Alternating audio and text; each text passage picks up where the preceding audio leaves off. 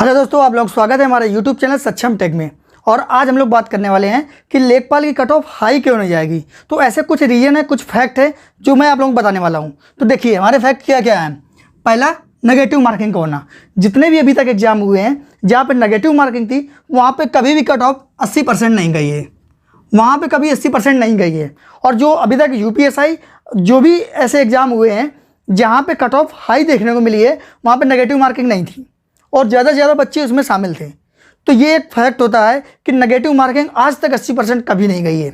तो ये देखो, नेगेटिव मार्किंग वाले क्वेश्चन में 80% जाना बहुत ही मुश्किल होता है। उसके बाद इसमें सबसे ज़्यादा इंपॉर्टेंट था ये वाला टॉपिक, ग्रामीण परिवेश।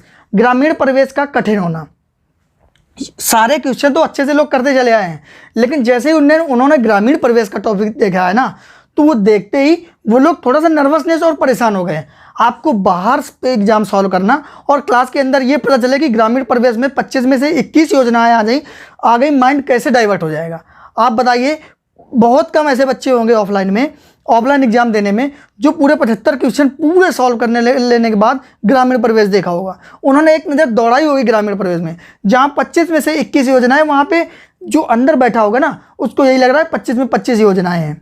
और जैसे शॉर्टकट में योजनाओं का लिखा था ना, तो बच्चा इतना ज़्यादा कंफ्यूज हुआ है कि वो पहले ही डर गया था। तो जो पहले वाले सेक्शन थे वहाँ उसने वो अपने आप गलती कर दी, वही चीज़ सोच के। ये एक बहुत ज़्यादा फैक्ट है। जो बच्चा क्लासरूम में बैठा था वो इस चीज़ को फील कर सकता है। अब आप बाहर देखिए कि इतनी योजनाएं आ जाना, फिर आराम से बैठ के सोचना बहुत आसान होता है इस चीज़ का एनालिसिस करने में। लेकिन अगर क्लासरूम में बैठे बैठे ऐसे अचानक से कोई पेपर दे दे तो आपको कैसा लगेगा। आप खुद सोचिए इस चीज़ को, जहाँ बच्चा सिर्फ एक्सपेक्ट कर गया था कि हो सकता है 7, 8, 9 तक योजनाएं आ जाएं, बाकी और योजनाएं नहीं आएंगी, ऐसा उसने सोचा ही नहीं था। वहाँ पर उसने देखा और अधिकतर बच्चों ने डाटा रटा था, सन रटे थे, वो एक भी क्वेश्चन नहीं आया। तो ऐसे बच्चे बहुत ज़्यादा परेशान हो गए, बहुत ज़्यादा ही।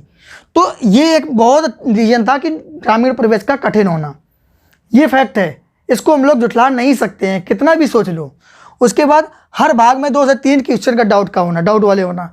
आप देखिए हिंदी में, मैथ में 2 क्वेश्चन ऐसे थे जो थ्योरी बेसिस पे थे, टफ थे, और एक क्वेश्चन ऐसा था जो जिसमें 4% आंसर निकल रहा था, वो भी एक थोड़ा सा कंफ्यूजिंग क्वेश्चन था, ज़्यादा लोगों को नहीं आया होगा।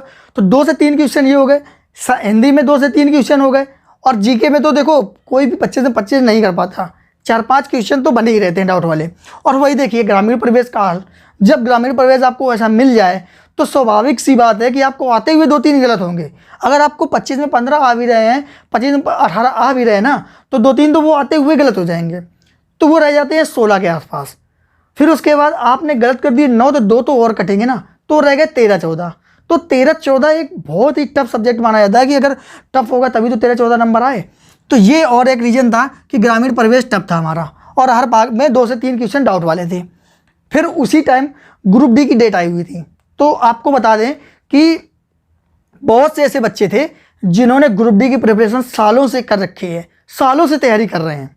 पेट आया, उन्होंने पेट भी दिया, क्वालिफाई भी किया, लेखपाल में गए। लेकिन बहुत से ऐसे बच्चों ने सोचा कि अरे ये तो स्टेट की वैकेंसी है, इसका कोई भरोसा नहीं है।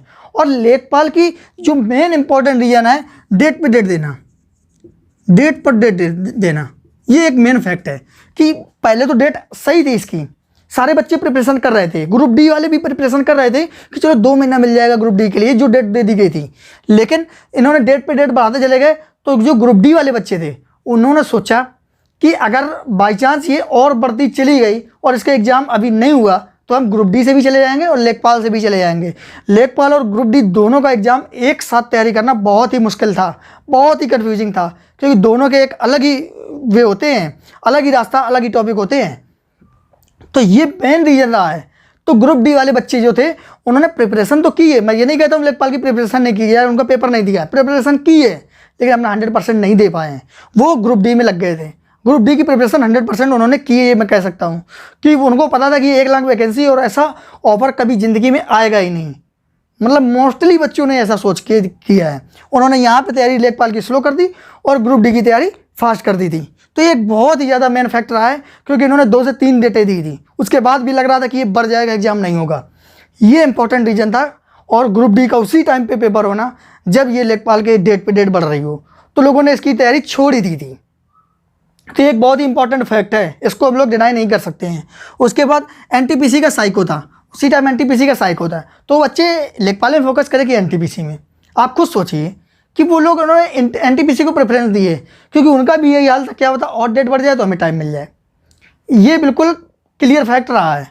उसके बाद इसी जगह पे एसएससी जीडी का भी चल रहा था, एसएससी जीडी का फिजिकल भी चल रहा था इसी टाइम पे। एक साथ बहुत सी वैकेंसियों को होना, एसएससी जीडी का फिजिकल भी चल रहा था, तो बहुत से ऐसे बच्चे थे जिनका फिजिकल लगा हुआ था।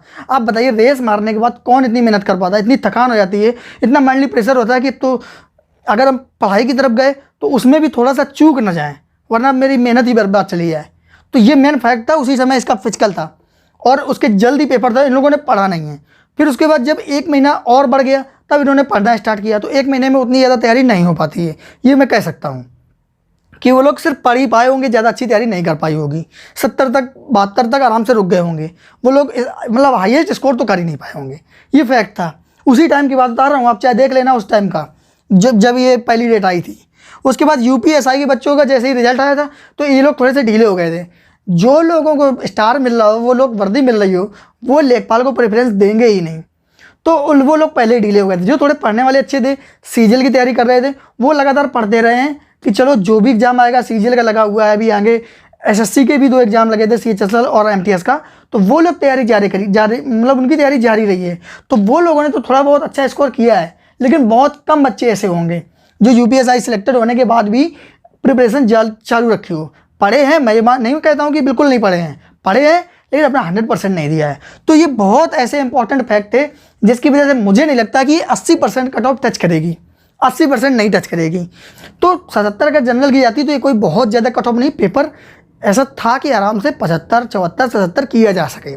तो मैं यही समझाने की कोशिश कर रहा हूँ इतने दिनों से कि ये फैक्ट थे हमारे इंपॉर्टेंट।